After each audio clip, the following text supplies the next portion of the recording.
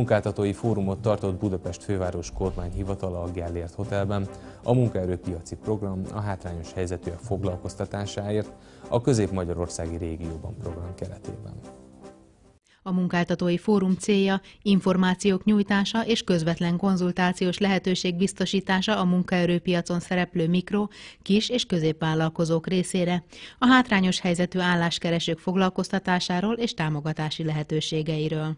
Új támogatási elemünk teljesen nagy érdeklődési kört ölel fel, hiszen a pályakezdő álláskeresők megszólítása és a munkaerőpiacra történő visszavezetése egy kiemelt célcsoport, és mindig is nagy hangsúlyt kapott az utóbbi évek tekintetében is, hogy munkagyakorlatot szerezzenek és vissza tudjanak jutni a munkaerőpiacra.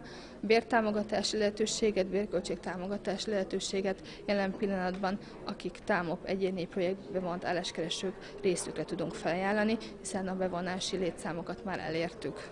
Nagyon sok jó ötletet kaptam a mai napon, eddig is, de a munkaügyi központ mindig készségesen segít nekem a munkaerőkeresésben.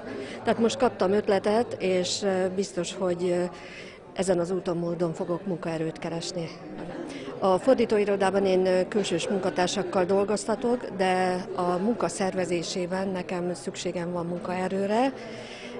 Itt nem biztos, hogy hátrányos helyzetű tudok foglalkoztatni, viszont gondolkodom a 25 év alatti pályakezdő alkalmazásában, vagy az 50 év felettiek alkalmazásában.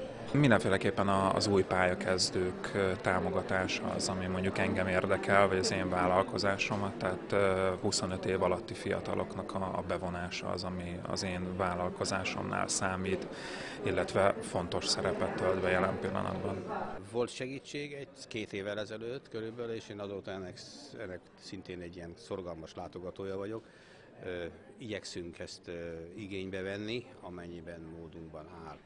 A TÁMOP program ez egy kiváló program, én ezt maximálisan tudom támogatni. Egy kicsit bővebben kéne ezeket az ügyfeleknek, illetve a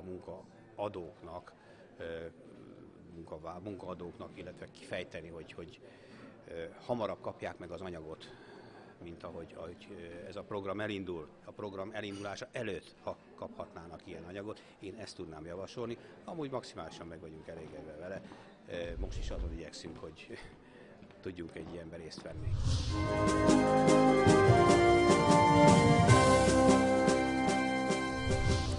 Önök a Terézvárosi Híradót látták, én köszönöm a figyelmüket, maradjanak velünk, mert nem sokára folytatódik műsorunk.